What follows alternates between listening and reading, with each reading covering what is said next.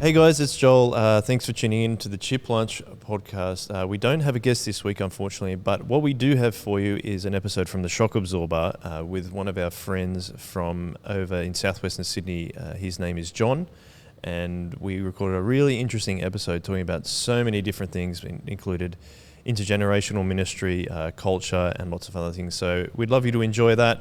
See if you're keen to tune into the Shock Absorber if you're not already. Have fun with it and let me know what you think, and we'll be back to normal programming from next week. But as always, one way, and hope you enjoy this episode.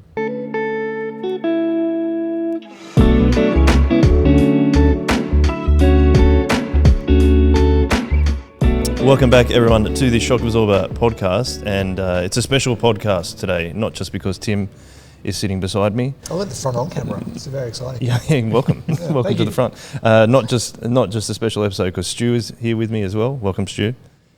Hello. Hello. But you're not going to do your Pepsi ad today? No, not today. No. So you're drinking is it a tea? No, it's just this is bad, man. It's like in a White Horse coffee, which is good coffee, but I'm drinking coffee bag. Oh, a bag of coffee. A bag of coffee because I couldn't find any more coffee. Right. So just saying, I was so surprised last week when you guys were saying like you hadn't seen Wayne's World, and I was like, just me. No way! Like, sorry. But that's all right. Thank you for introducing yourself, Jon. Welcome. This is why it's a special podcast, because Jon is here on the podcast with us, and it's fantastic to have you along here with us. You are from Grace Anglican Church out in southwestern Sydney. Is that correct? That's correct. And you're part of a church plant. That's correct. Right. So it's probably worth figuring out or letting the listeners know and the viewers. How did you end up getting connected with us? Was it listening to the Shock Absorber? Is that right?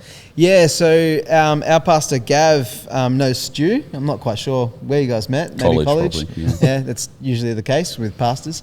And when we decided we were going to do our first weekend away last year, we were discussing as a leadership team, who might we get to come and do the talks. And Gav had mentioned Stu and said, he's doing some great stuff out here at Soul Revival and things like that. And I think that was about, it would have been 18 months ago. And and I'm a pretty skeptical person sometimes. And I was like, I don't know whoever this guy is, And Gav said, well, why don't you check out his podcast? They talk a lot about what they're on about. And so I've been listening since then and loving really loving hear you guys chat about intergenerational ministry. And we weren't able to get Stu for last year for our weekend away. It was a bit late notice. I think you're a busy man with lots on. So we ended up having Gav just come and do our talks as, I suppose, the father of the church family for us, which was great. But we were able to get Stu this year. And so Stu came on our weekend away last week. And that was awesome. What did you do the talks on, Stu? Romans 12. Okay. Which is good. Yeah, and it was did you just go away for Saturday, Sunday? Yeah, so as a church, when we used to try and do a weekend away as a whole parish, and it was becoming evident that our you're in 3 churches, yeah? Yeah, we've got 3 churches, three congregations, I suppose, in our parish. And it was kind of becoming evident that there wasn't as much connection as there had been previously, because we had more new people kind of come into our church who had no previous connection with the other church who we planted out of. And so we were like, after COVID and no weekends away happened, we're like, well, let's give it a go, try to do our own weekend away. And last year was our first one. That was really encouraging, and this year's our second. But again, listening to you guys, really love the way you guys chat about how you started your week away.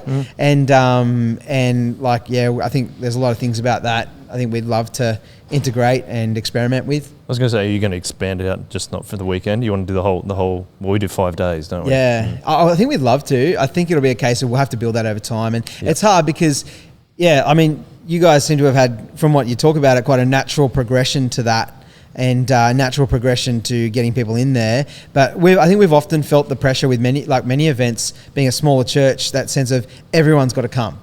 And if everyone doesn't come, we can't do it. But I really love that idea. You guys talk about just saying, a few of us are going to go away. And if you guys want to come, cool, come. That's great.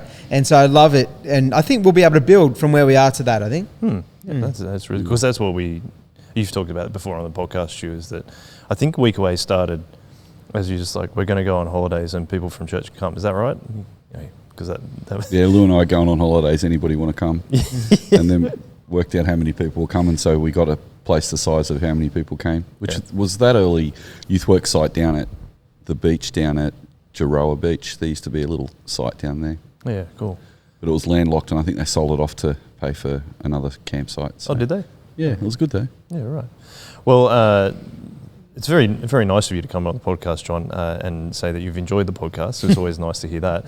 But you've also brought yourself a cultural artefact, so really showing that you are a true listener, just a first-time appearer.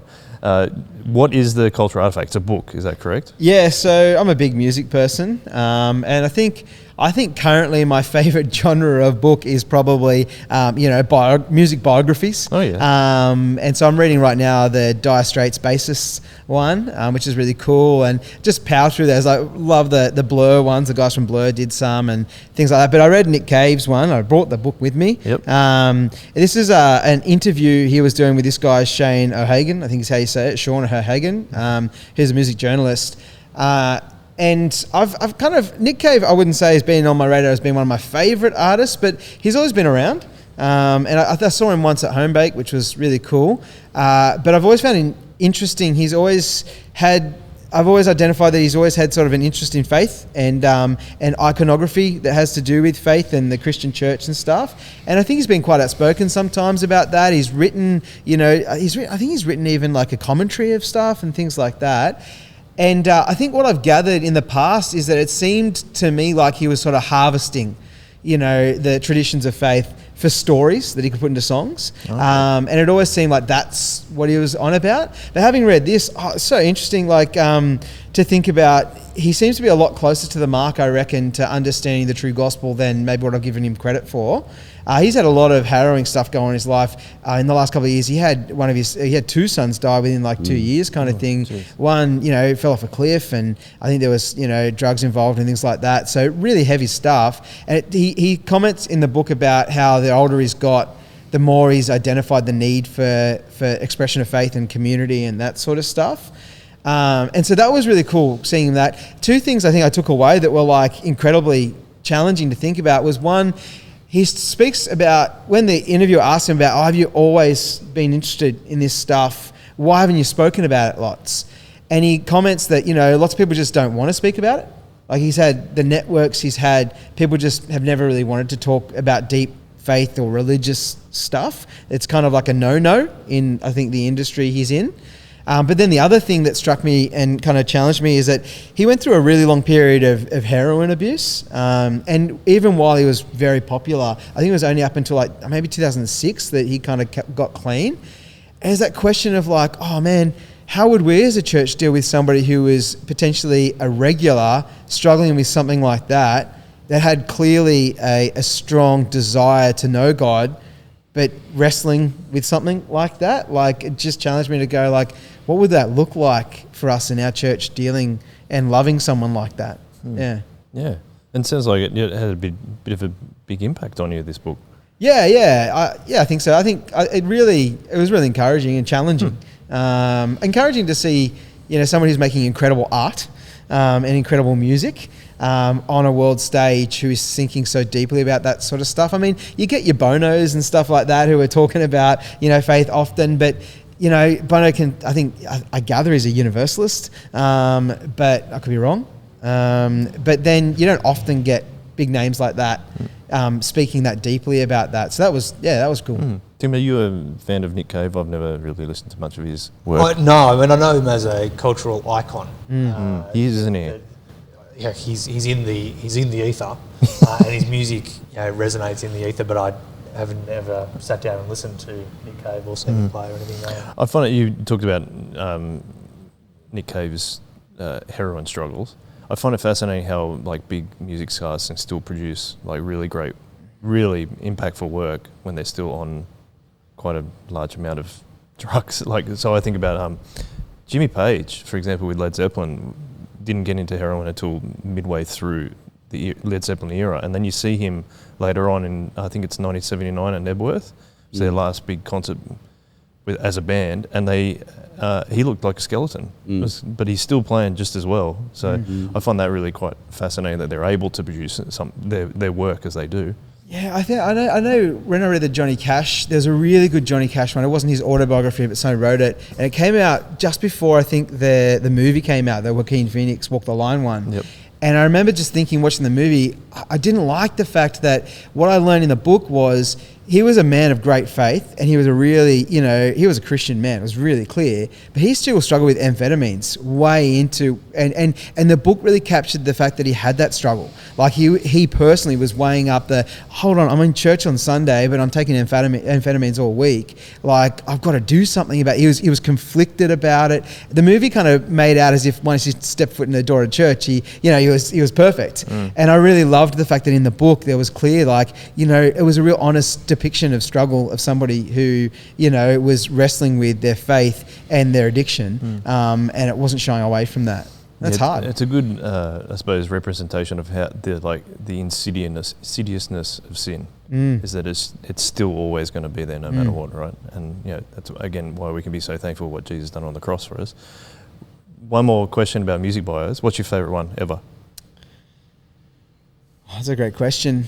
I think Alex James is the bassist from Blur. Yep. Bit of a Blur is his first one. He's got two. The second one, he went into cheese farming after that. Second one's pretty good, and it's all about cheese farming. Yeah. So he kind of bought a farm and got into, and apparently it's really good cheese. I don't know. I haven't had it.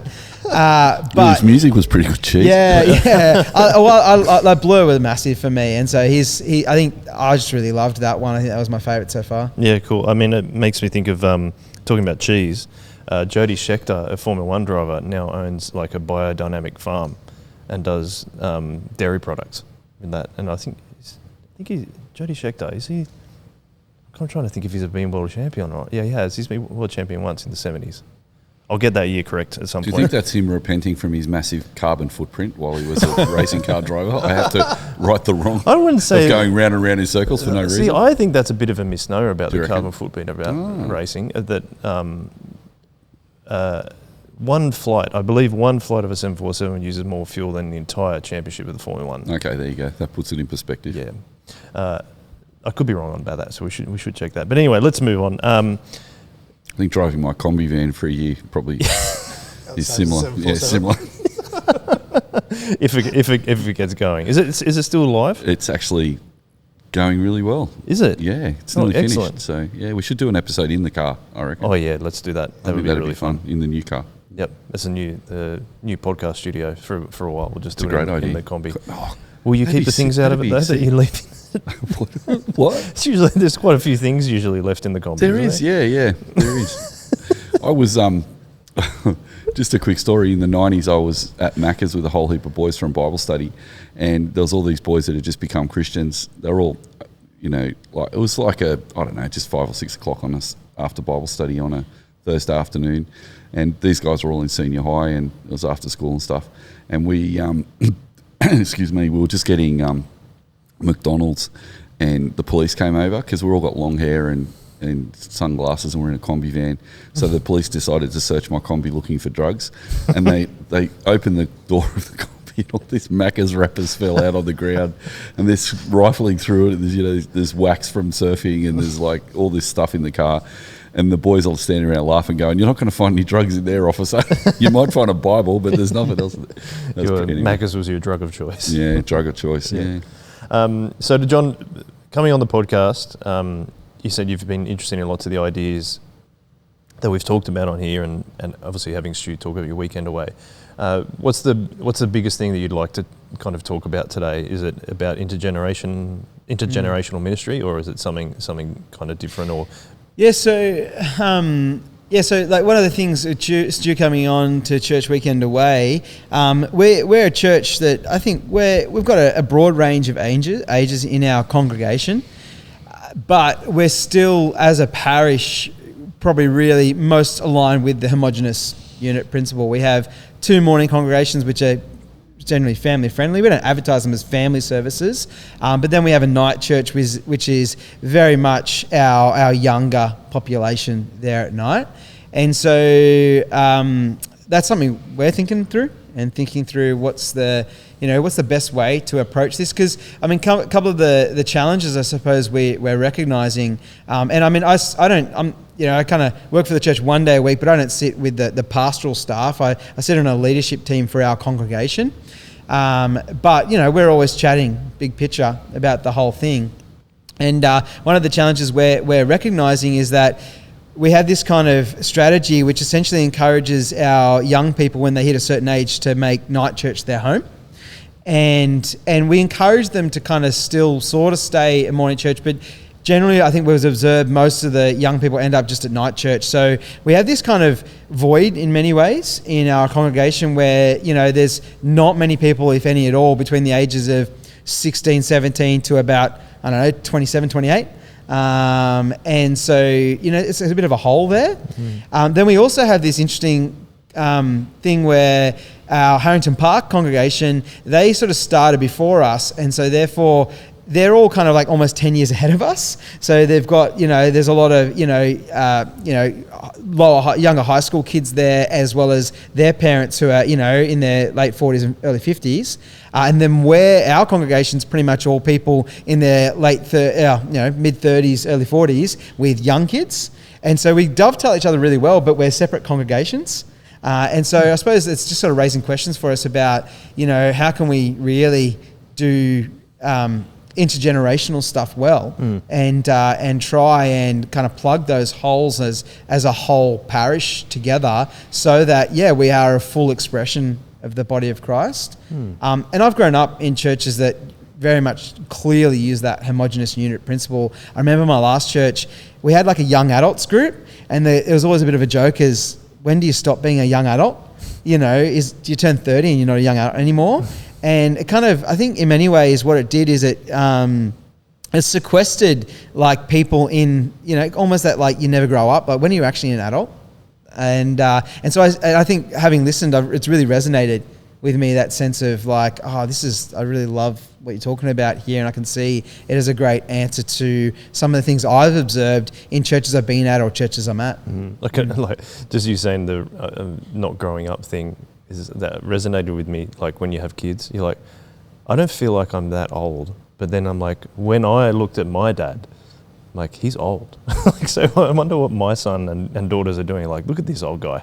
Like, I'm like, when I was a child, I looked up to my dad going, oh, he knows everything. Like, oh yeah, like everything's, but right now, I'm just like, I don't know anything. But my son and my daughters are like, oh, you know lots of things. I'm like, that's not really true. It's like, when do we actually grow up?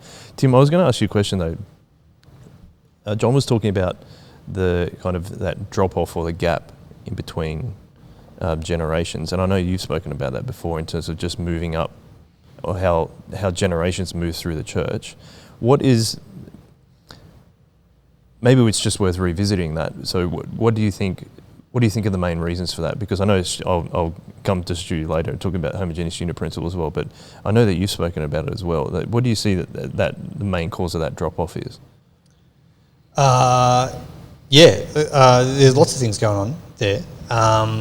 In terms of drop off of faith, particularly, So we know that children from Christian homes that are going to grow up in church, half of them will have left church and left faith by the time they hit 25.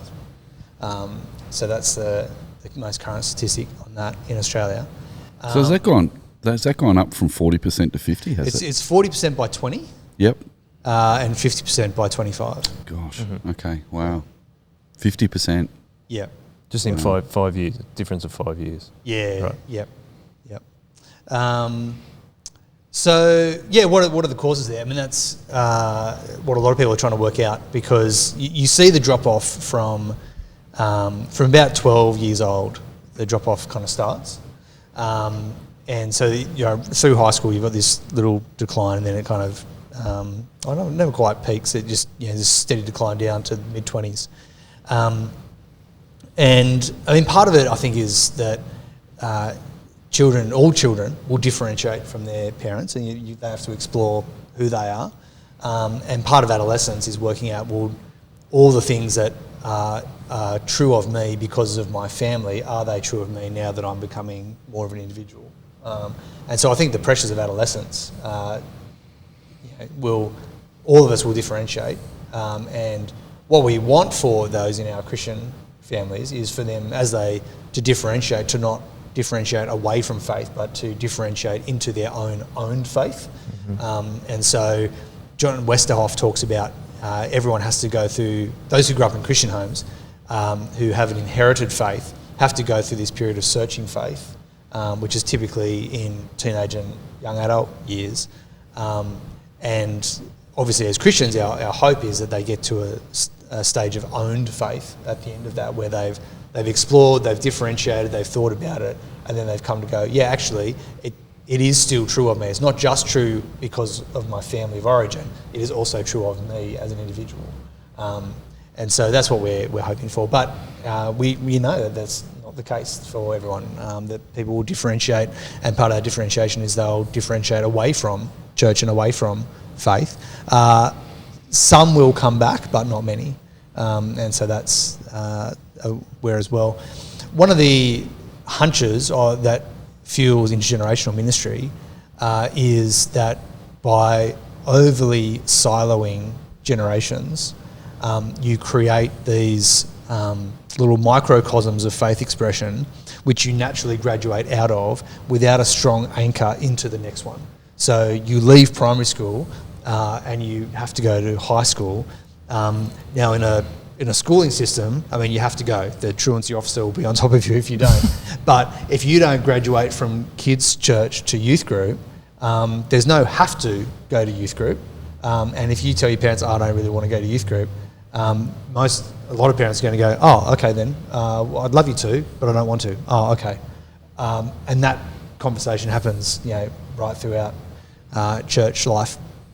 And then you go increasingly as you go through teenage years, and then again youth group to whatever's next, whether it be a young adult group or full inclusion in a service. You've got that same kind of drop off. You've had a youth group may have been specialised and attractive and engaging and held you in faith during your adolescent years, but once you graduate out of that, like if you're now 18, 19, 20, you're not welcome at youth group unless you're a leader. But if I'm not a leader, like it's not my space anymore. I'm not welcome. I have grown up and graduated out. I need to land and connect into the next thing. And so we have this conveyor belt approach where we've got these specialised ministries from playgroup all the way through to young adulthood and then middle adulthood, which assumes that everyone will be on that travelator and also assumes that they will make it from one travelator step to the next step. Without any issue. Mm-hmm. And so what we see in the data is that that's not actually happening. Okay. So the strong hunch behind intergenerational ministry is actually diffusing a little bit the segregation of those age specialist ministries by ensuring that all ages, as well as having peer expression, which is important, they are also integrated into the whole family of faith from really, really early. So that you graduate out of youth group, but you're not graduating like high school to uni where like you might have 2 or 3 friends that travel with you from your high school to your uni or your high school to your TAFE or whatever it is. But you actually, I've had this peer expression of faith in youth group, but that was so deeply embedded in the whole church that I actually know people who are 5, 15, 50, 85, 65, people who are singles, marrieds, empty nesters, widowers. I know all of these people in church. And so the movement from this peer expression to the next peer expression is not as drastic because there's a whole web of people around me who know me, who value me, and are still there, were there with me when I was a child, are there with me when I'm a teenager, are there with me when I'm a young adult, and are growing up under me and will continue to be there. So that's the strong hunch, and there is some really good data that suggests that may be the faith. And probably the most significant was Fuller Youth Institute did a report they published it called Sticky Faith, and they investigated those in college years, so post-high school, who had grown up in church, and the biggest difference they could see between those who stayed in faith after high school and those who left faith after high school was those who stayed could identify 5 or more non-parental adults in their church who knew them by name, cared about them, and were discipling them. And so their little catch cry then became, we think about good ratios in youth ministry being 1 leader to every 5 kids. That kind of is a good safety ratio. They said you need to flip that. You need 5 adults for every kid. And every kid in your youth group needs to know that they have 5 adults who know them, who are invested in them, and who are deeply connected with them and committed to them through high school and after that. And that seems to be a really significant protective factor of teenagers growing up into high school, post-high school. Well, I think you've done a very good job of talking about how intergenerational ministry hopefully mitigates against those kind of drop-offs that you talk about. Stu, I was just going to ask you a question. Do you think that, I'm only wondering this, is that perhaps the homogeneous unit principle, which was started in order to try and serve younger generations, is that kind of the homogeneous unit principle kind of almost cascading down to the younger generations? What do you mean by cascading down? So the homogeneous unit principle origin was for younger people in the church, but I believe, and tell me if I'm wrong, but that was still for younger adults. So does that mean that kind of the same kind of principles started coming down to younger age groups? So then that's what's created sometimes the drop-offs that you happen is at each stage of life that they progress to? Yeah, as I understand it, I think the popularity of the homogeneous unit principle was an awareness that something needed to change in the 60s, because there was such a youth quake in the 60s that there was a whole generation of young people who happened to be the most populous generation ever up until that point. I think Gen Y surpassed that. I'm not sure, Tim. You might know that. But I don't know the number. I think millennials are a big generation. I'm not sure of the data. Yeah, and in our generation you see the sway of millennials because just the numbers, there's heaps of them. So there's a whole shift in culture because of the millennials. Gen X was a smaller demographic, so people were able to just probably not listen to Gen X as much as they're listening to millennials now. I remember when in 2008, when I first went to college, for example, in the 90s, I went to SMBC because I was told by Moore College that I couldn't go to Moore College and stay at my church. I had to leave my church. So there wasn't a lot of flexibility at the time, which is fine. So I went to SMBC instead.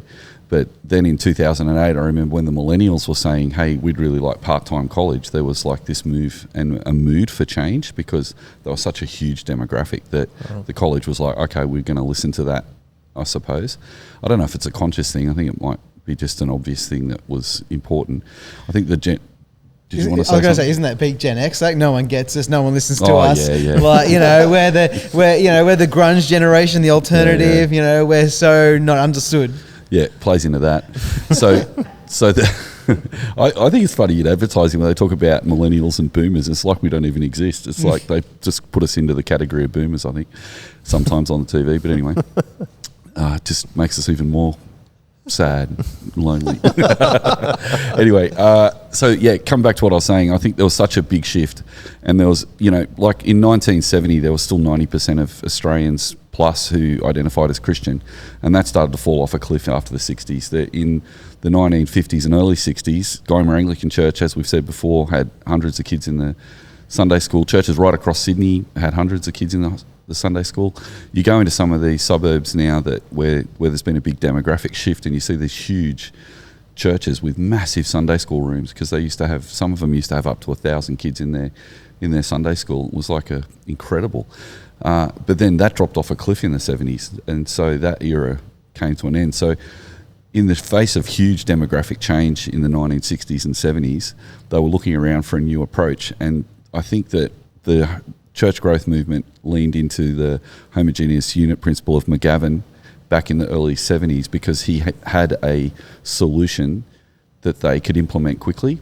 And the solution was, yes, there's a generation gap, but let's actually lean into that, and let's take away as many cultural barriers between people and the gospel as we can. So if the old traditional hymns and the prayer book services and the old hellfire and brimstone preaching and the suits and ties and dressing up for church and all that sort of stuff, if we can retain that in the traditional service for the adults, but at the same time start a Sunday evening service that is contemporary with guitars and eventually drums, and they took a while to come into church, but to start off with, it was just playing acoustic guitars in church was revolutionary. So young people loved that. So then you've got the young people and the older people separated from each other.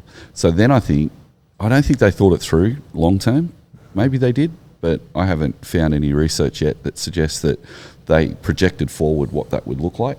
But I think there was an assumption that when those kids go to the night church, they'll eventually meet up with each other and marry people, and eventually they'll have kids, and then they'll come back to the morning service. But in the homogeneous unit principle, those baby boomers were never going to go back to the traditional service, and I think they knew that. So that's why they started the contemporary services for families. So now you have three demographics. You've got the traditional, what do they call the war generation, Tim? The silent generation? Silent generation, yep. So the silent generation have their traditional service. The baby boomers have their homogeneous unit principle service. And when they have kids and they start wanting to go to church in the morning because they can't take kids out to the evening service, they say, well, let's bring the guitars with us to the morning service and let's have a contemporary family service. So now you've got baby boomers with my generation, Gen X, and the baby boomers are going, okay, well, we started the evening service, so now we want you to continue that. And what's I think ironic is that the baby boomers said, well, we don't want to fellowship with our parents and we're not going to go to the traditional service anymore because we don't like their music. But our kids, you've got to like our music and you've got to like our expression, and you're going to continue to go. But even more than that, once you've finished with the evening service, you're going to come back to our contemporary service in the morning, the family service. You'll have kids, and then those kids will go to the evening service. So there was this expectation that this was the perfect model of church that's going to suit people in suburban churches particularly forever. So there was an expectation that my generation would do that. But the problem is, as we've already said, as Tim said so articulately, there was an inbuilt transience in that model. So when you leave the morning service and you go to the evening service, you go from primary school to high school, which is a drop-off point. And as Tim said, there is a government regulation, you have to go to high school, but there's nothing saying you have to go to the evening service. So as well as an arrow going towards the evening service, you've got to draw an arrow going out of the church of kids that don't make that step to the evening service. And then once you've already moved once, you have been taught to be more, I think a shadow of that model is you're now vibing that, well, the church is going to provide services for me. They provided one for me as a kid, now they're providing one for me as a teenager and then a young adult. But the problem is I've disconnected from one service already, and you can't put that genie back in the bottle. So once I've disconnected from one service and broke relationship to go to a new church, what I think was an unexpected consequence was competition between churches, because the young adults are going to look around at the different churches and go, well, not only do I have to go to the evening service, I might look for another evening service that's got more young people my age in it. And since COVID, statistics are suggesting that we haven't lost a large percentage of teenagers over COVID, but what we have seen is teenagers moving from smaller churches to larger churches. So at the moment there's a demographic shift of teenagers who have been more individualistic in their choices, having a consumption framework, saying, well, I'm going to look for a church for me that's going to suit me. And then the other problem is, even if they stay at the church and meet someone and then get married at the church, when they have kids, they might have the same mentality. Rather than going back to the morning service, they might look around for a church that suits them better.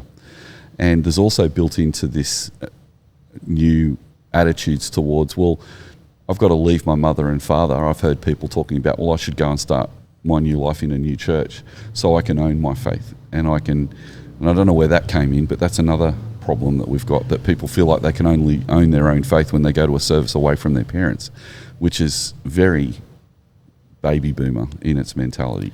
And I think that goes back to, the whole hippie search of the 60s, which is you've got to go out and find yourself.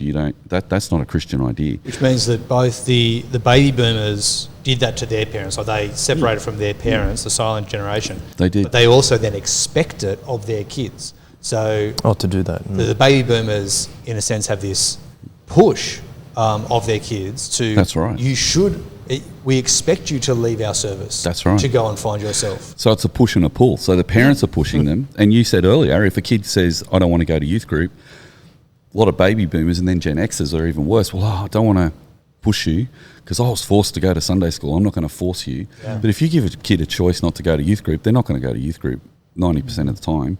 And it's actually a good thing to say, well, actually, you're in our family. We go to church. You go to school. And you go to youth group. That's part of what we do.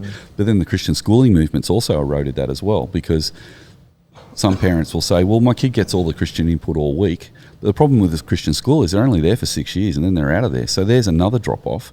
So you've got to draw an arrow. Or when you teach people to be transient and they move from silo to silo, they're going to move from church to church. And even worse, they're going to also go, why am I going to church? I don't even want to go to church. I didn't have to go to youth group. Why do I have to go to church? So then they drop off from that and they go up the pub. So I think that's all contributing. John, what's your reaction so far? And then maybe we can workshop some kind of ideas to bring a bit more intergenerational ministry into the things that you were talking about. Yeah, so it's interesting. I was just thinking as well with that sense of the drop-off and where people drop off. I think one of the things we're experiencing is we actually get a really good transition of kids going from morning service to evening service. And our night church is actually incredibly faithful in their attendance and all that sort of stuff. And so that's really awesome. And they draw a great identity from being there. And I think part of that is because as a teenager, your peers, you connect with really well, and you connect with a really wide range of peers. And so you've more than likely, a teenager in our church particularly, sees people they already know at night church. But by the time you kind of get to the age of like 26, 27, your peer group's dwindled. And particularly if you start having kids, it dwindles so much because you just don't have the time to maintain that many relationships. And so I think that probably triggers the bigger drop-off point, being that when you do kind of graduate back to a morning service because you've got kids and you can't sustain night church anymore. I think that's a question where we've got to ask, is that we're doing pretty well with the first transition, but that doesn't mean the model's perfect. It means that we're experiencing the other transition point, the adult returning back.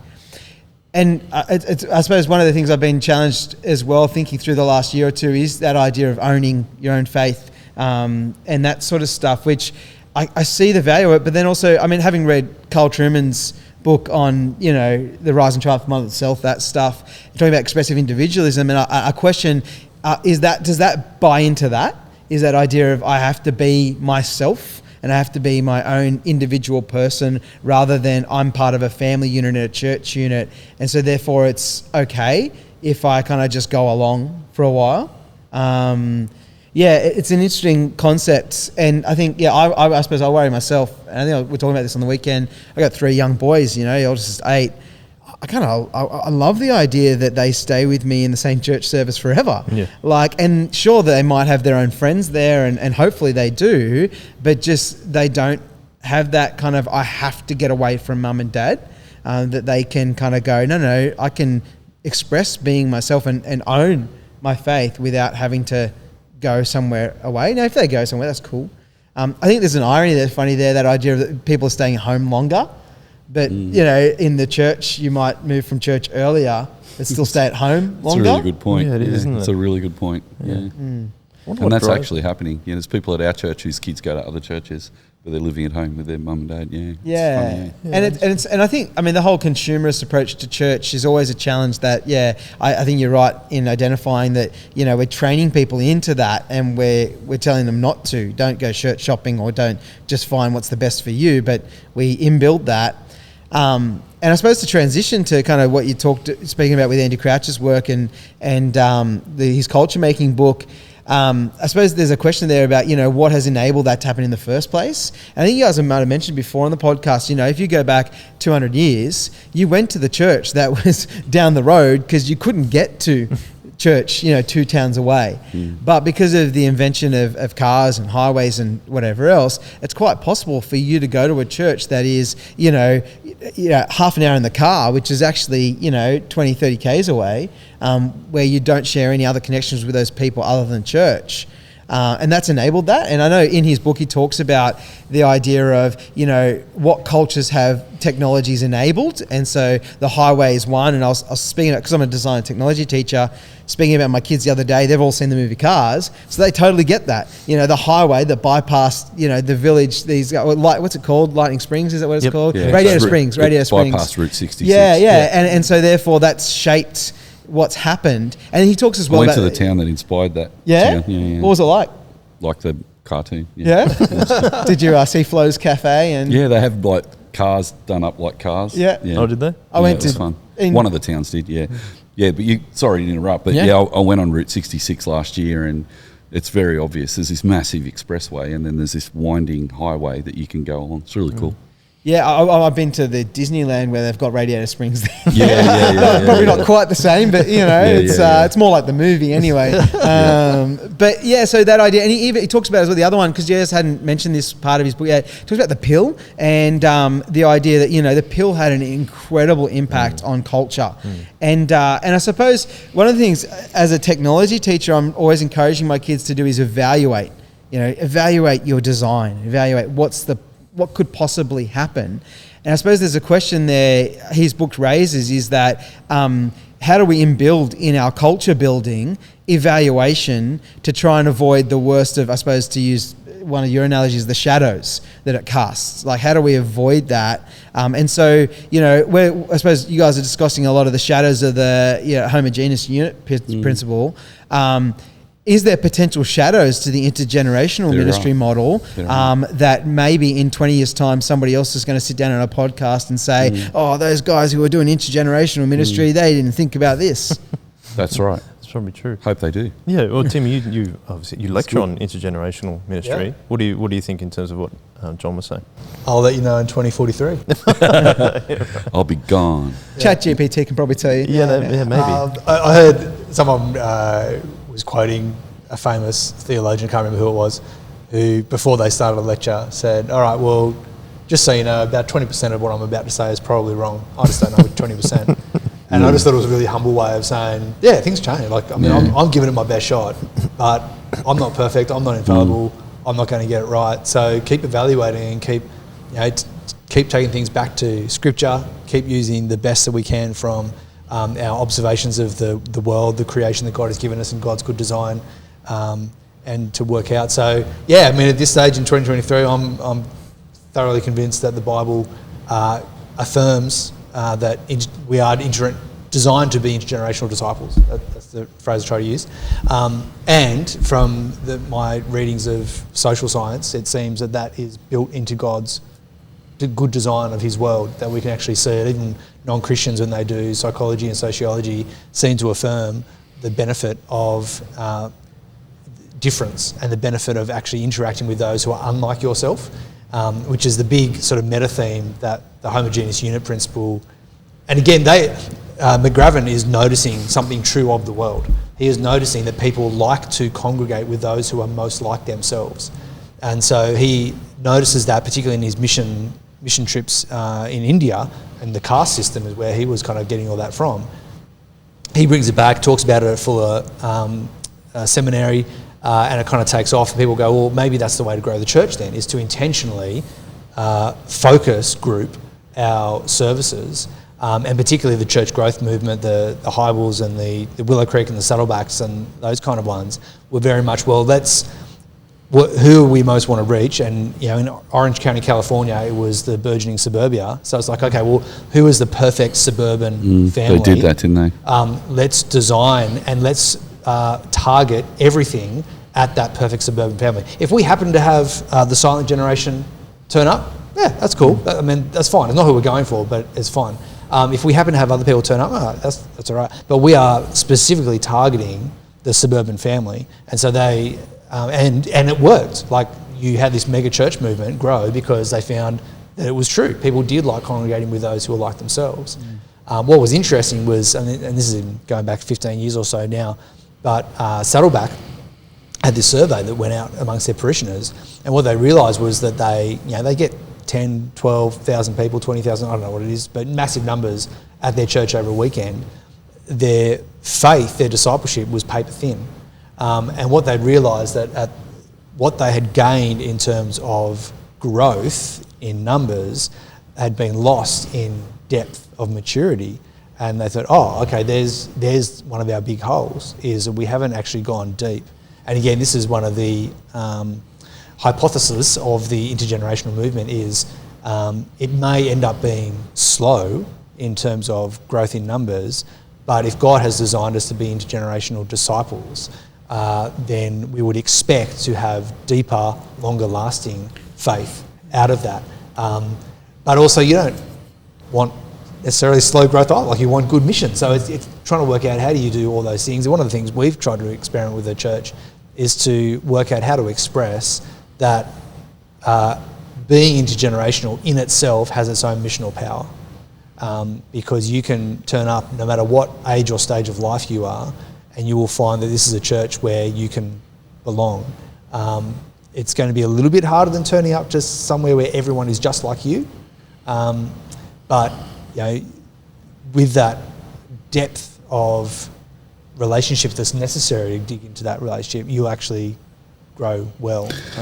Yeah, so I think off the back of that, teaching Christians to be resilient again, because they're not very resilient if they're individualistic consumers, because if they have an argument with someone or the music isn't to their liking, they're like, oh, I might go somewhere else. But there's no unicorn church, so everywhere you go looking for that, excuse me, perfect element, you're going to have other things that you don't like, and so you spend your life transitioning from one church to another. And in a place like the Sutherland Shire that has a lot of churches, the Christian community can be a bit like a herd of wildebeest that is going around to the latest next church or whatever that comes up with a new idea. And I think Bonhoeffer, I like Bonhoeffer's thoughts about costly discipleship, teaching people to carry their cross and actually come to church to serve. So changing that narrative, no, this isn't here for you to help you to grow, because if everybody in the church comes for themselves to be ministered to, no one's going to minister to anybody. But that's what can happen. Someone comes to a new church to test it, to see how welcoming it is. And people talk about, oh, that church wasn't very friendly, no one came and talked to me. But they don't add that, yeah, I sat by myself in the corner and I didn't go and talk to anybody either. But if I was to go down to Shark Park and sit in the corner and not talk to anyone, no one would come and talk to me. It'd be very unlikely. So if I want to make friends at Shark Park, I go and talk to someone. But Christians aren't very resilient now, because we're waiting for the church to prove to us that they've got a ministry worth investing in. And so there's a bit of that. But I also think, coming back to that question about the shadows, Andy Crouch is really clever, because he says that in American culture, which I think Australia has abided fairly strongly, there's this sense that change is progress. But he says not all change is good. And so he talks about the fact that the motorway creates possibilities, but also impossibilities. So the new possibility is that you can travel between cities quicker and you can bypass all these tiny little towns, but it's actually impossible to ride a horse on those roads. So now we might think about that and go, well, I don't want to ride a horse on those roads. But there's something that our culture lost as the motor car developed the highway, because horses couldn't be the mode of transport anymore. And that's just a symbol of things too. Like for us as churches, if we have an evening service for young people and a morning service for the families, it can become impossible for those two groups of people to get to know each other. And that means it can be impossible for young people to grow up learning what it's like to put themselves out and sit in a boring conversation with an old person. Because I remember being bored stiff in church for a long time, just sitting there going, I don't even know what this is on about. But I got used to being bored. But in our culture, kids don't like being bored, and it's the worst thing ever. So we give them the iPads, and I'm just as guilty as this is the next person, but they're in church on their iPads and stuff. And so as a result, if church gets boring, I go. And I actually wonder if most people leave church because it's boring. Oh, really? That's what I think people leave for, or it's not cool enough. And so they're looking for something cooler, more exciting. But wouldn't it be great if we just dug in with each other and go, well, let's make this exciting. If we don't, and that's where Crouch is great, because he says, rather than just responding to culture, why don't we create culture? But how do you create culture if people aren't committed to their local church? So something like Tim was saying, you can teach people to be committed to something that they don't actually like very much some of the time. The invention I was thinking of when you were saying earlier, John, about the things what are the hidden costs of different technologies, and I think about the microwave. So the microwave helps us to really quickly reheat food. There are certain things you can cook in the microwave. It's quick, it's easy, it's efficient. One of the things it did culturally was it stopped families having to all be home at dinner time. So it allowed for a dislocation of family, because I didn't need to be home when dinner was ready and dinner was hot out of the oven, because if I'm half an hour late from work, I just zap it in the microwave and I eat by myself. And you get teenage kids and they've all got different extracurricular activities, and they all come home at all hours of the afternoon and evening. They just zap their own portion and no one has to eat together now.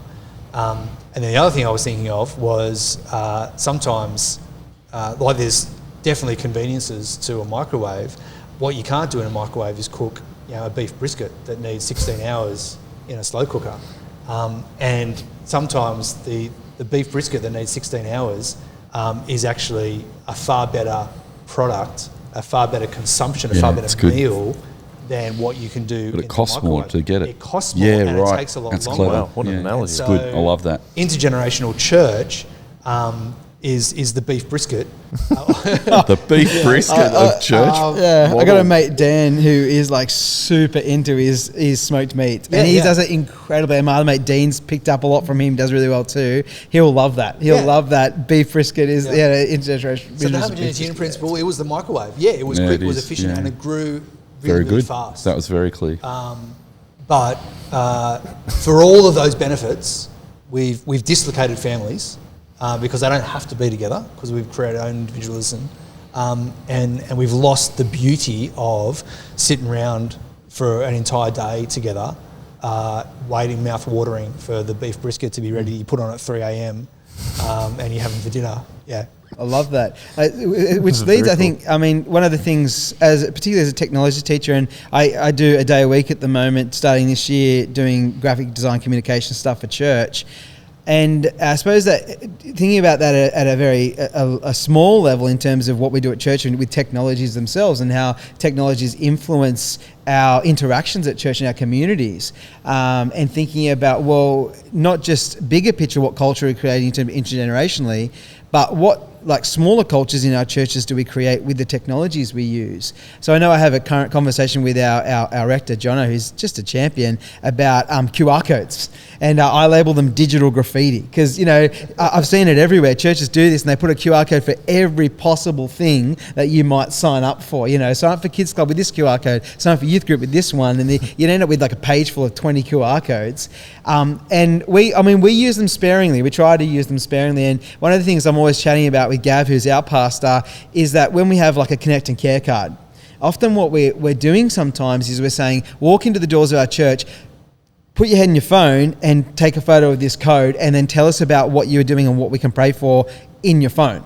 And I love the idea of, instead of like doing that, have that as a backup because we want to love people well, but reminding people, no, come and talk to us. Come and pray with us. Let us know. If you can't do that, or if you want to make sure you don't go through cracks, use the code. It's there. Because those things shape like how we meet and how we interact. And even more, empowering everyone in the community to be having deep conversations with each other while they're at church gathering, which means, everyone who walks through should be having a real and vulnerable conversation and saying, like, genuinely, how are you going? Oh, actually this week. And so you have an incarnate, you're able to tell another person exactly what you would have typed into your phone, but actually doing it relationally. And those that need to be triaged up the chain to, pastoral teams and staff teams or whatever, can be done that. But if the whole church is equipped to be having those conversations with each other, then people should be looking after, like Stu said before, like if everyone comes to serve, then I walk in the door and there's 100 people, there's 50 people, whatever the congregation size is, who are all thinking, how can we serve you today? Which is great. And it's super hard when you're young kids. Like I know, to actually have a conversation. I know, talking to friends who are in the same boat, they're like, I don't think I've had a conversation with someone in 6 months because church after churches get the kids morning tea, which just brings back that idea of if you've got a whole bunch of grandparents in the church, then you've got kind of almost inbuilt babysitting in many ways to love your family by helping you with the kids. I was struck on the weekend when you were talking, Stu, about the body of Christ metaphor, which I love that metaphor so much. Like I use it in so many ways, talking about, like leadership structures at work, at school and other things. But maybe I've been shaped in my thinking by the homogenous unit principle that I think the way I'd often thought about that is it's just to do with gifting, like different giftings in the church. And so I think in my mind, potentially, I thought it was possible you could have the full expression of the body in a young adult church because you had people who are gifted preachers or people who are gifted musicians but I think it struck me on the weekend differently when you're like, well, actually think about it more, different ages are like different parts of the body. As well, yeah. Because in the text it is talking about gifts, so you're right to do that. But I think that was a real struck me really well in that sense of to have the full body there, you need full ages. And one takeaway I was chatting to my wife Beth about on the weekend is often when I was doing youth ministry stuff, and we'd take our kids to a conference like Kick or Kickstart, we used to call it back in the day, we'd always talk to the kids about, you're up on the mountain. And, you're going to have this great experience at this conference, and you're going to be up on a high, but we're going to go back down into the valley, and you've got to get used to the fact that in 3 weeks' time, all those resolutions you made might disappear. One of the beauties of our weekend away, and I think any weekend away, is you're there with your kids. They keep you in the valley because you still got to change nappies. You still got to force them to eat their dinner and get them to sleep when they're ridiculously tired. And so there's almost like this beautiful inbuilt, tethering, so that you don't end up in this great cloud of like, these beautiful ideas we'll never use. Yeah. You're still in the valley with your kids. See, that's a really good point, because people are in nuclear families and they're trying really hard to do everything in their nuclear family, bring up their kids and do everything, which is good. Plus there's this pressure from society to have your kids do heaps of activities. So we mentioned last weekend that some families are going to sport training 2 nights a week, then spending the whole day on Saturday at sport training. By the time they get to church, they just want to do an hour and then go home. And I think, imagine if the church actually expected that from everyone, like sporting clubs do. Well, you have to come to training twice a week, you have to be on ground control once a month, and you have to be at 2 games, and drive between suburbs, your kids all over the place. You're just like a taxi driver or an Uber driver in that. We wouldn't do that in church. We'd say, no, that's expecting too much. But in the world, some people don't just go to one sporting club. They have dancing as well, and then a music lesson, and then they're getting tutoring. So parents are spending their whole week driving their kids around to all these different things, trying to fit dinner in and stuff like that. And we talked last week about the slow food movement in Italy, which was a repudiation of the microwave, really. It's like, let's get back to Brexit. What do you call them? It's beef Brexit? Brisket. Beef Brexit. I've got thoughts on that too. We could come back to that another episode. but gauging from last week's conversation between me and Tim, we may have different views on Brexit. But anyway, we could talk. There you are. We do have a different view then, because you don't have a view. I've got no view. Yeah, I don't know what my view is actually. I'm still exploring. But that was a tangent. You can, coming back to the slow food movement, people are like, I don't want to rush around eating out of a microwave. I want to make my own pasta. But if you're going to do that, one of my very good friends, who's the principal of Shire Christian School, Dave Stonestreet, he taught me years ago when we were young to get young adults. He said, if you choose to do one thing, you're choosing not to do something else. And that was such helpful advice to me, because when I had kids, I'm like, well, if you choose to do one sport a year, that would be a good thing. That's enough. Just do one a year. If you want to change codes next year, just do a different code. And we even went to the extent of saying, let's just do a winter sport or a summer sport. And that slowed our family down and gave us heaps of time for church, because we made a conscious decision that if we were going to do all these things, which were good decisions to do, but it just mean, and then you add on top of that, when kids turn 12, they're working at Macca's now almost.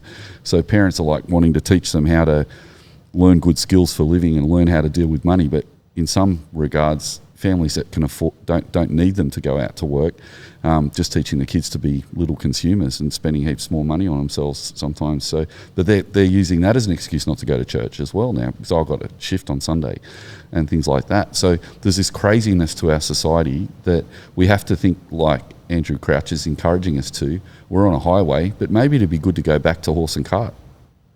I'm not literally meaning that, but that's just a symbol of maybe there are some old things that are good. So one thing my family decided to do was, instead of having a nuclear family, we invited my mum and dad to live with us. So we have them in one part of the house and we have a different part of the house. Now, that just multiplies the amount of care my 2 sons had. So they've got their grandparents to talk to when they have a fight with me.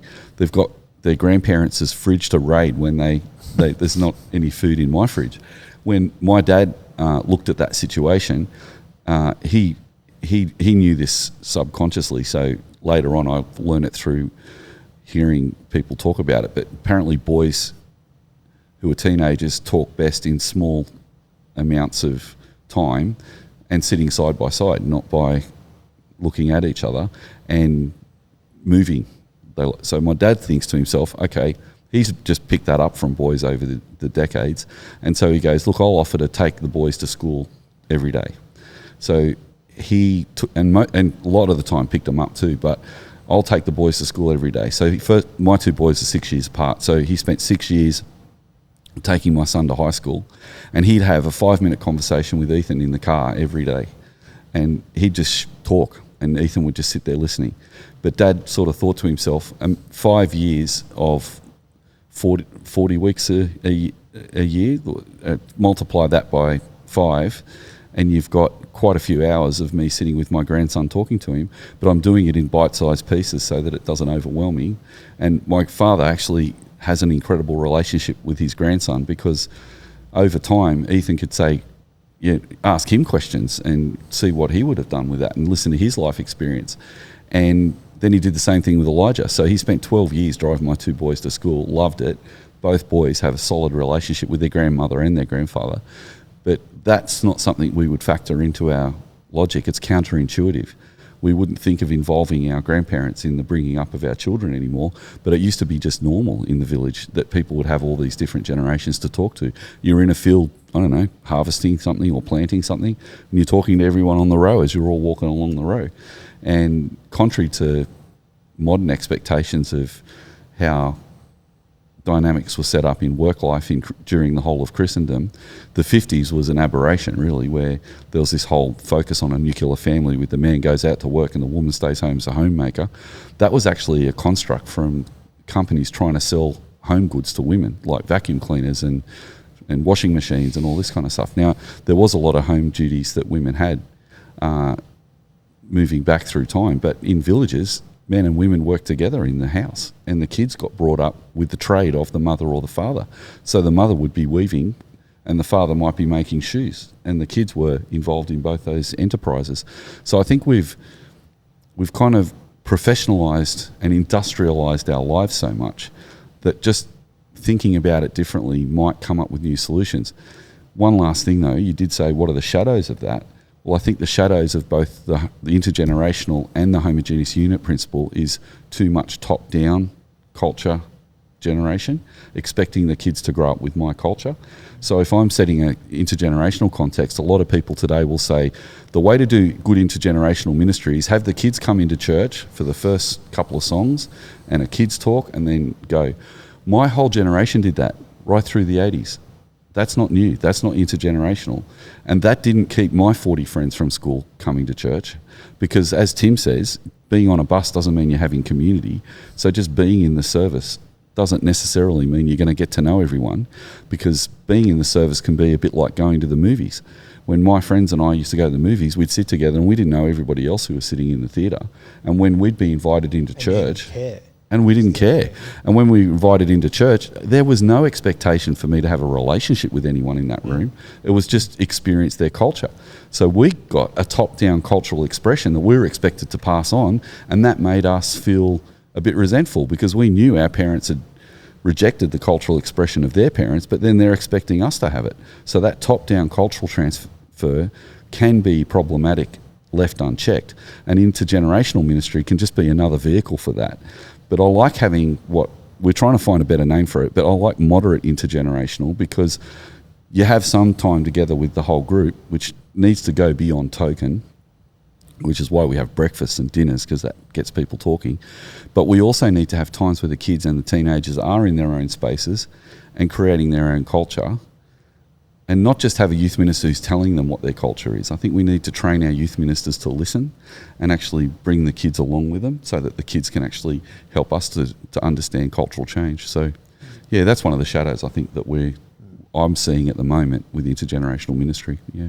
I mean, one of the questions that John brought up earlier was that how do you try and almost mitigate against those unintended consequences of things like the homogeneous unit principle? We had a quick chat on the phone yesterday, John, about you're kind of starting to do that with some of the kids that you teach. What do you do there? And then maybe we can expand that discussion to how we could look at that, doing that as church as well. Yeah, as in with what I do in classes and evaluate. So just looking for evaluation tools. And so there's one I use which has got a pretty terrible name. It's called the Tarot Cards of Tech. And it's some graphic designers come up with this thing, and they Welcome to the Shock Absorber podcast. Well, yeah. So, I mean, and particularly I teach in a Christian school, so I wonder if kids have gone home and told their parents, and I haven't had a feedback yet. So, but I mean, it's pretty mild in the sense Unpack it for us, Ben. Let's find out that there's no weirdness going on. Let me justify the existence of this thing. Yeah, so they're these cards, and they've got these pretty graphics on them. But on the other side, they're just sort of like each card's got a like a title. So it's like the influencer, or the zealot kind of thing. And then on the back, it's kind of like, the question of the influencer. What would happen with your item, your design, if it was promoted to the masses?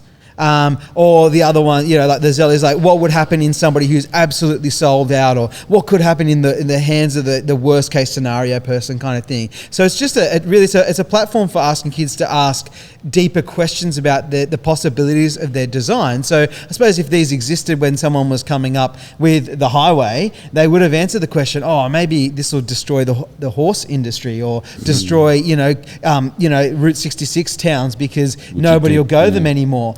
Maybe that and they could have potentially considered their design a bit deeper. And so I suppose, what I encourage us to do is to think about when we come up with these cultures that we want to develop, is to use activities like that to go, okay, what is the possible logical worst conclusion of this? Or what is, what could happen if everyone in the entire world was told they had to adopt this model?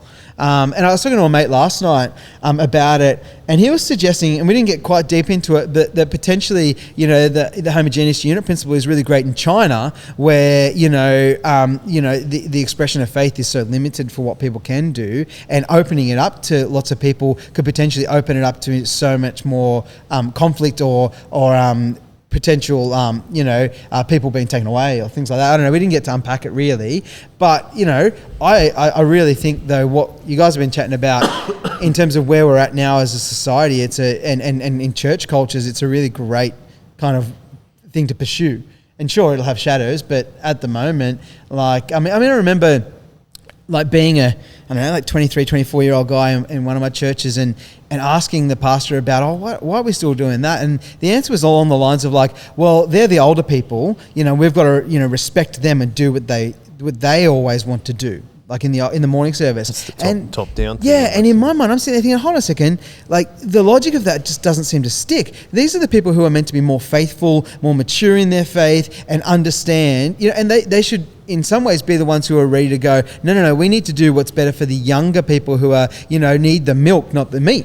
And it always struck me as a strange thing. So having heard what you guys are talking about with the intergenerational model, I'm like, to me, that seems like it answers both of those things. Like, yeah, we want to pass culture down, but we also want to listen and kind of meld them together. Both, not one. Yeah.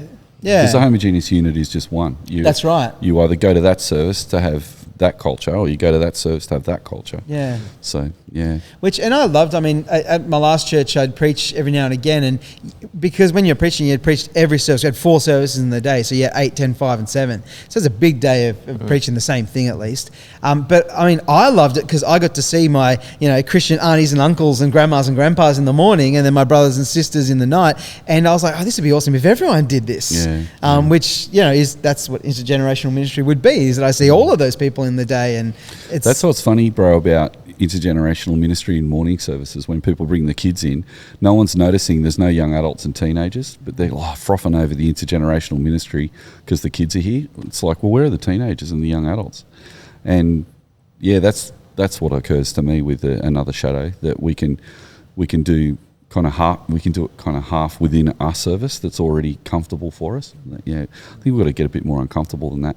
But come back to that comment I made about my parents. Like, it's not like I'm suggesting everyone should live in the same house as their parents, and not everybody can, not everybody wants to. And I've been super blessed having parents that are really love their space. We love our space, so we don't impinge on each other, but we kind of work together. But there's a Danish concept of housing called co-housing, and it's a secular idea, but the idea is that everybody's living in these isolated bubbles of their own home, and they're like little forts that people have made their own worlds in. So what the co-housing movement did in Denmark was say, as well as making 3 houses, let's put a common area for those people to do some stuff together in as well. And there's lots of shadows to that as well, but if you've got a central place where there's, like the old-fashioned community centres of the past were places where people would gather. So not everybody has to have a big screen TV. in this model. Maybe there's one big screen TV and everybody can come and share it. But the downside of that is you've got to learn to share, and you've got to learn that you can't watch the movie you want to watch every night. And then it goes back to the 70s when I was turning on the TV on a Friday night to watch the movie, because it was movie night back in the 70s and 80s. You didn't know what movie was going to come on, and you just watched it, even if you didn't like it. But man, you learned a lot about the world. And it was really interesting because someone in the family would like it, so you'd like what they like and they'd like what you'd like. But nowadays, everyone not only gets their preheated meal and goes into to go and sit down and eat at different times, but they seem to be all going into their different rooms to eat it now, so they can watch their own media on the internet. So our family, we built a table in the middle of our house. We put a table in the middle of our house, and we just said one non-negotiable in our family is dinner time. Every now and again, someone's going to miss dinner, but we're always going to sit down and eat dinner. And I think just keeping some of those old traditions, as well as moving with the times, means that you can actually counter some of the negatives of technological change, but yet not hide in some monastery bubble of 1950s Christianity. And you know, I say to people sometimes, like, you don't watch Doris Day movies anymore. Do you listen to Doris Day music? Oh, sometimes. Well, why are we still singing songs from 400 years ago and having this really old expression of church, like that's the only way to do church? So it's about encouraging both generations to be a bit more flexible and maybe share the TV a bit, so that because in a way our churches have become the bedrooms where everyone goes off into the different service and has their own service, but then they're missing something by not being together. So yeah, I might be bored sitting there listening to a hymn. I might not like it. The old people might think that the contemporary song's a bit loud and they don't really resonate with it, but they're looking over and seeing their spiritual grandchildren loving it, and that puts a smile on their face that they've got grandchildren. Or you could just have all the songs you like and no grandchildren. Like, I went to a concert this week at the Enmore in the city and saw a Dinosaur Jr. And there were some young people, but the majority of people were over 50 because the band was in its heyday in the 1990s. And not, you know, the reality is that's what we do with church. It was like we go because we like that band or we like that song, but it's about us and it's about our individual choice and our consumption. So I think if we do focus a bit more on what's actually going to grow the kingdom, what's going to bring glory to God, and what can I do for the other?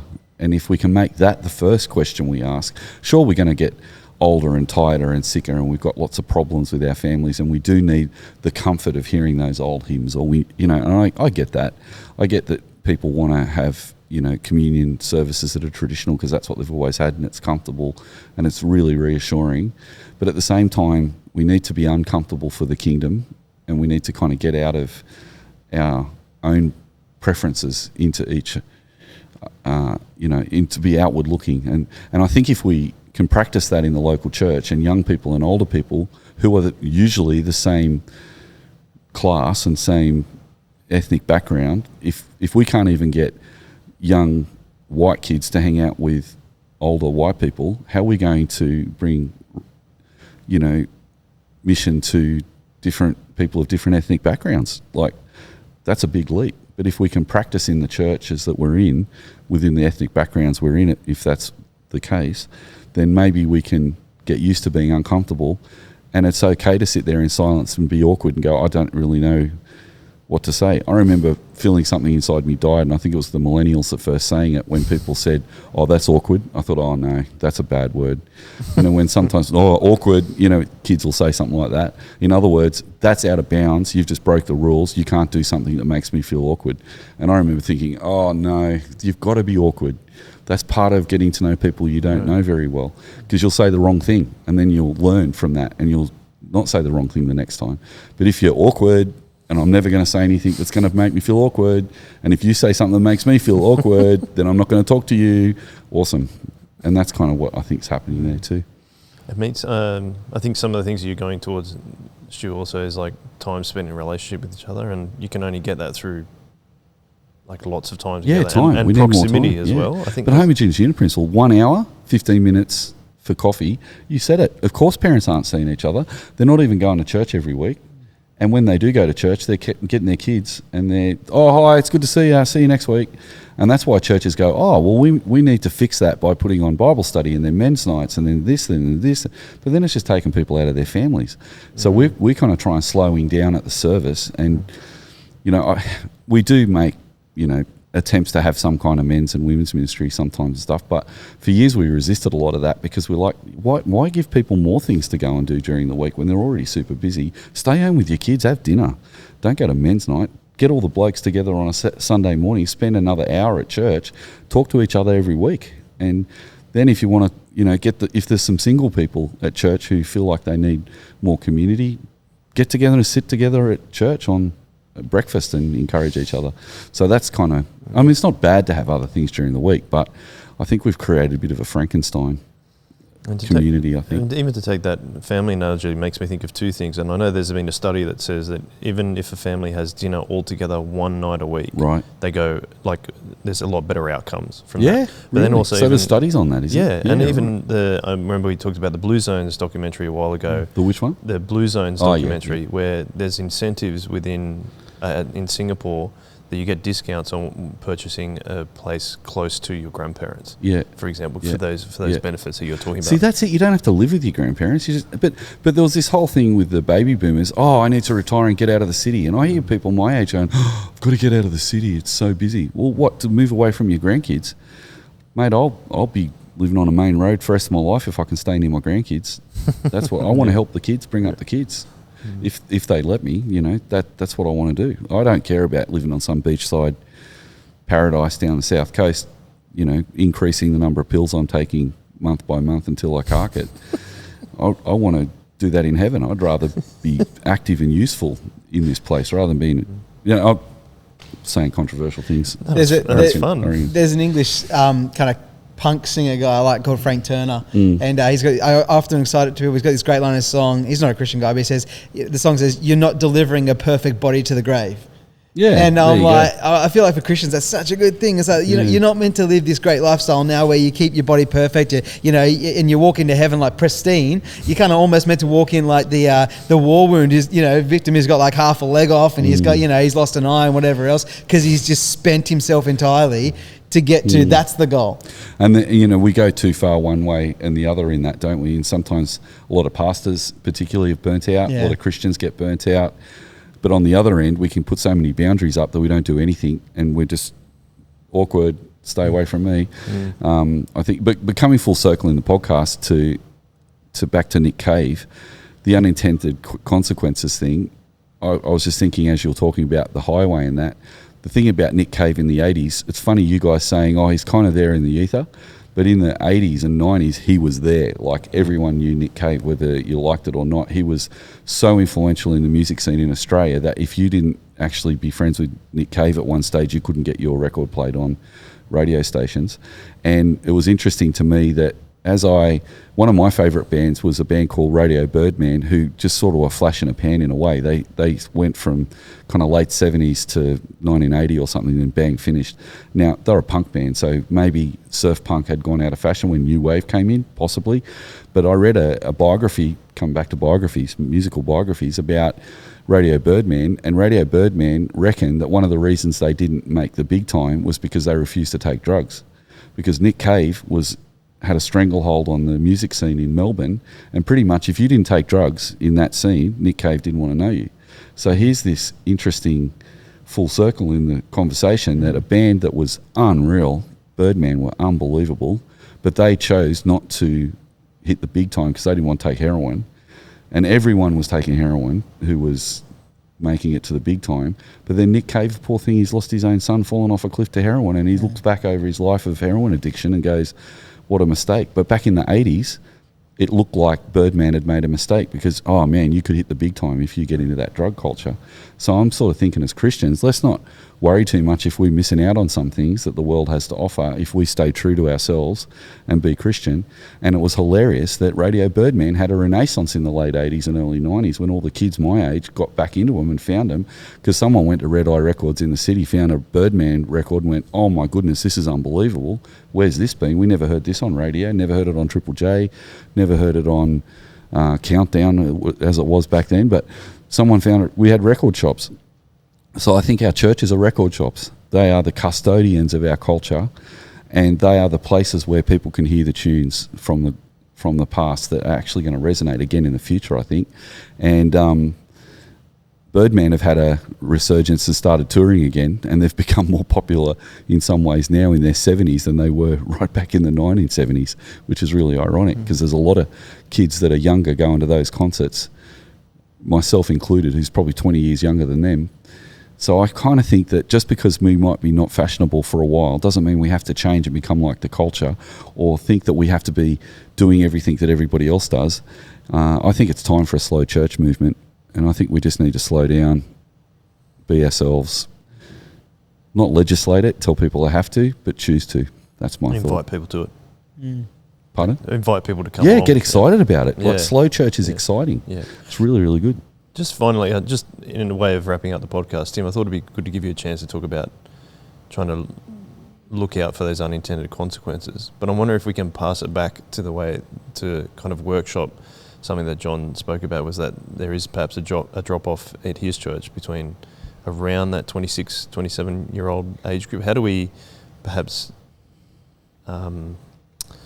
just maybe take some suggestions about what we could do about like maybe trying to mitigate against that. So, but like start with unintended consequences first. Anything else that piqued your interest when we were talking about that? No, I couldn't think of anything else in particular about that, which is what makes them unintended, right? You're hoping for you think you can see clearly, and it's not too late you can see the shadows. Mm-hmm. I mean, this is going in the bigger world of intergenerational ministry globally, as people are trying to have these conversations. Some of the values of intergenerationality, this mutuality and reciprocal nature, where you actually allow young people to speak back up into the generations. And so, the shock absorber, the name of the podcast, is explaining exactly that. It's the ability to allow young people to actually communicate upwards and help shape culture upwards into the established church. That's the whole value of it. And people are noticing this. People are really excited about this. And there's, again, some really interesting sociology around this as well, about letting young people shape culture. One of the questions that has been asked, this may be a shadow, but no one is really sure the answer yet, is that kind of mutual reciprocity that allows young people to speak up into culture and help shape culture inherently Western, and what does that mean to translate that to other communities? So, and some of the people that are thinking about intergenerational ministries are coming from Eastern cultures, which have really strong hierarchies of honour of elders and honour of those who are in power. And young people, their entire role in that social structure is to inherit and to listen. And one of the questions is, well, if we are telling Eastern cultures, well, you need to upturn all of that in order to listen to young people, where's the line there? Like, are we saying, it would be, in 30, 50, 100 years' time, is it going to be like, when the mission movement that came out of Britain and other parts of Europe came to Africa, and they said, you need to become Christians. And now that you're a Christian, you need to wear a three-piece suit because that's what Christians do. Christians wear three-piece suits. And they, for all of the wonderful mission work they did and the beautiful ministry that happened and the explosion of the gospel all over Africa and Southeast Asia and other places, one of the things that was often missed was that they had blurred a English cultural with Christian gospel, and they were too close to it to see where the distinction was. And that might be where this is happening as well. But also, there are those who are thinking, well, actually, no, we do think that this is biblical. That comes in that, it comes back to that body of Christ, Romans 12, that if children are members of the church, and if they are part of the body, then it is right to allow them to play their part and to look out for the gifts that they will be bringing. And not exasperate them. Not exasperating them. Jesus brings the child into the mix. Because those Eastern cultures are non-Christian cultures. So That's are we going to right. perpetuate that based on a non-Christian culture? Yeah. all of those dynamics, trying to think difficult, those isn't it? Yeah. It is, yeah. Could I say one quick thing? That's really fascinating, Tim, because the other thing I'd love to just throw in the mix is the Industrial Revolution has gone around the world, and everywhere it goes, it has the same impact. So if you look at the Industrial Revolution in England, before the Industrial Revolution, our culture was the same as the culture in Africa, where people lived in villages. But after people moved to the cities because of the Industrial Revolution, that's the genie that's out of the bottle, and you can never put it back in. We got asked to go to Papua New Guinea in the 2000s to help them to think through how to look after maybe doing some youth ministry with young people. There's an indigenous church in Papua New Guinea called the ECPNG, the Evangelical Church of Papua New Guinea, and their culture is the young people just do what they're told by the older people until the old person dies, and then you get a chance to be the elder, and then you hold on to power. And one of the problems they identified, Pastor Hengebear identified to me, was some of the bush pastors had less training in the Bible than the young people. And so they were passing on the gospel as best they could, but they didn't know as much as the young people. And he said, I'm trying to get them to listen to the young people as well, because they've got all this great biblical knowledge that the bush pastors haven't been able to acquire yet because they had no education. So their kids go to Port Moresby to go get education, come back with a university degree. Sometimes they don't come back to the bush, they just stay in the city. But when kids do get education, even in Leh and Tari and places like that, Tari up in the mountains, through schooling, they've got more education than the old people. But the old people hold on with this fierce grip. No, I'm in charge, and it's not a helpful cultural dynamic, even though it is very Papua New Guinean. And so they're like, how do we start a youth ministry when the old people want to go to the youth ministry? So they start a youth group, and all the old people come to the youth group because they don't want to miss out. And then when they go to the youth group, they just keep telling the kids what to do, and the kids just feel completely disempowered. The result was they're losing a generation because kids have iPhones. So you can be in an Eastern culture, but because of globalism and technology now, you can say we want to maintain our Eastern culture, but the kids don't want to. And they're going to the cities and they're getting into all the Western stuff, and they're getting so much more choice. So if they go back to an Eastern cultural context and the older people take their choice away from them, they just rebel and they leave. So I think it's a good question to ask, because I think... definitely what we see in migrant... Yes, like second generation. 100%. That's another good example. And we see this in Sydney. Yeah, we do. Have these second generation migrant kids who are doing exactly that. They're not. I mean, yes, globalism now hits everywhere. But when they've moved to a Western industrialised city, so their children are going to schools and learning very different values to their parents' generation who came from whichever home country.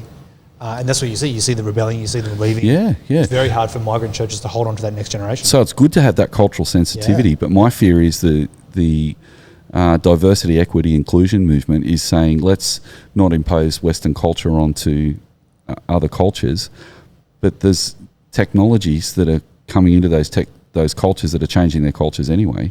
And, kids in Africa are listening to rap music in America and wearing basketball clothes from their favourite basketball team. So it's also a little bit patronising if we go in there and say, let's try and learn how to teach the gospel in a Swahili cultural context. I think that's a good thing to do, but what is Swahili cultural context anymore anyway? So it's good to help them to keep some of their culture, because we just lost all of ours pretty much as white people. But I think the longer exposure you have to the Industrial Revolution, the less traditional culture your culture is going to have, because the industrialization of the world is happening around us all the time, and there's migrations from the cities, from the villages to the cities in China, Africa, South America, right across Asia, and that's not going to change. So, I think maybe with it, In the end, you crouch stuff that every culture, no culture is new creation. No, good so point. The gospel is going to... There are going to be good things in every culture to affirm. There's going to be really things in every culture which the gospel will correct. Yeah, that's really good. That's Ian Hussey too, isn't it? But can I just say something on that too? It's interesting when we are trying to redress some of the excesses of the past in Australia with regard to the majority Australian community's ignorance of Aboriginal culture and how Aboriginal people have suffered a lot through colonisation. But it's interesting to see part of the response to try and fix that situation has become almost like a new romanticism. Yes. It's almost like, well, before Absolutely. white people came to Australia, Aboriginal people living in harmony, we came with our diseases and our guns and our war and our economics and our capitalism, and we wrecked everything. But talking to Aboriginal people, that they had wars with each other, they had problems within domestic situations within there, because sin is sin all over the world. So, you know, the Romantics used to kind of present this idea that pre-industrial culture was perfect and industrialisation has wrecked it. And I think there's a bit of a sense of a re-emergence of that kind of idea, that if we can just get back to just get back to what it was like before the Industrial Revolution, we'll fix all the ills of our society. But I don't think it's as simple as that. So that was a great point you raised, Tim. We take our Year 11 students every year to Vanuatu, and we have a sister school over there. And it's very much not a mission trip where we go and just fix stuff. We partner with them. They come over to us as well. But one of the conversations we always have with the kids before we go, our head of secondary talks about the idea that we sometimes romanticize the beautiful island where nothing's wrong and we're going to come in and ruin it. But the reality is, in their culture, just like ours, sin infects everything. Yeah, and we have to unpack. There is incredible parts of their culture that we love and we want to celebrate. And that's the good part, isn't it? That we need to embrace of this new cultural trend, that we learn from other cultures, not just impose our culture. And there's parts of our culture that's great that we can share, but then there's parts of our culture that we need to dissect as well. And I think if we do all that round under the Word of God, then that gives us our reference point. Absolutely. And when we started our church, Matt Redmond drew a triangle. He said, and at the point of the triangle he put the Bible, the left-hand point he put tradition, and at the bottom he put culture. And Matt had a really cool conversation where he said, we will take some traditions with us, and because they've been practices from past generations of Christians that have served them well and would continue to serve us well. There's some parts of culture that we'll embrace that are new, but whatever we embrace or reject will be in reference to what the Bible says, and we just do the best we can in each generation. And I think that idea of overcoming shadows is, if you keep that triangle in your mind, that's when you see a shadow, you think, oh, okay, it's actually impossible not to have shadows in anything we do. So we're not saying the intergenerational ministry movement is perfect and it will last forever, because I also think if we got back in a DeLorean and went back to the Middle Ages, I'd probably be teaching that you have to have an individual faith. It's not enough just to be part of your community.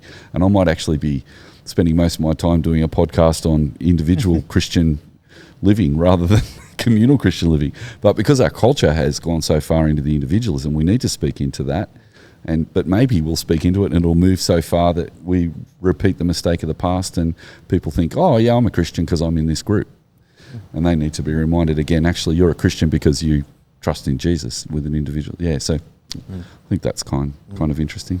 Can I go a quick fire practical advice for John just before he needs to head off? What would you suggest that John and his leadership team at church and even the congregation could maybe perhaps, I don't like the word prevent, maybe support the congregation and go, oh, you don't need to leave, you need to depart church when you're 26, 27. What do you want to go first, Tim? Anything, just quick fire though. Quick fire. I'd want to diagnose the problem more and find out why those people are leaving. And I know that in a lot of places, actually people leave because they can't afford to stay in an area. Yeah, it's true. So it's another one. You might be missing the generations who are first homeowners because they can't afford to live where their parents grew up. Is that the reason, or is that not the reason? And so I'd want to dig a little bit deeper and sort of investigate why, what is causing that. I think that would be part of my advice. What do you reckon, John? Yeah, I don't know. I'm glad that I'm not the one who has to solve the problem necessarily. I can weigh into it and have conversations with people. I think it's going to be interesting to see in the next 5 years, does our night church just continue to grow because those people stay rather than move on? But one of the things I know we're currently seeing is that you got people who have gone from morning church as young people to night church, and maybe they've moved around a bit, then they've had kids and they're like, we don't want to change again. Yeah. but we can't sustain being here. And so there's just that question around that of what do they do. But I think the bigger thing for us is not so much worrying so much about people leaving, but more that sense of that void that we've got in the other congregations, because we've sent everyone up to night church who are flourishing there, but we're not experiencing the benefit of having them around as part of the whole body. And you got anything to add, Stu? Just on that point? I think the thing that I try and remind ourselves of is that whatever we've designed in the past needs to keep changing and not stay the same. So I think having a staff team and a leadership team that are always asking the question, what's the discipleship outcomes of this Christian ministry expression, and what's the ministry outcome, mission outcome of this ministry expression, is a good question to ask, because then you're thinking, is it on mission? Yep, it is. Is it discipling people? Yeah, it is. But then there's people who are leaving, so what's missing in their discipleship? Often that helps me to target maybe some new things that can happen. The second thing I'd say is, in order to change things, I always try and build a bridge to a new reality, and if the new reality doesn't work, come back to what you're doing. So I don't blow things up and then start again. I like to keep things running and then try new things until we work out what the next step is. Yeah, I think that makes a lot of sense. Well, John, it's been wonderful having you on the podcast. Thank you so much for coming on, making the trip to come and record with us as well. We always say we just want to have a conversation about what we're doing, anything related to church and Christianity and discipleship, mission, culture, all those things. And I think you've really contributed to that. So thank you very much for coming along. And thanks for having me. We really appreciate it. No, thank you. And of course, Tim, thank you. Thank you, Joel. And Stu, as always, thank you. Thank you, Joel. No problem. And as always, you can email me. If you know John and want to bring a question that he's brought up that's come up into your mind and you want to have it answered on the podcast, you email me at joel@shockabsorber.com.au and we will answer it on the podcast as long as it's appropriate. And as always, we like to finish with a one way, because that is the only way to heaven. So we'll finish with one way. One way.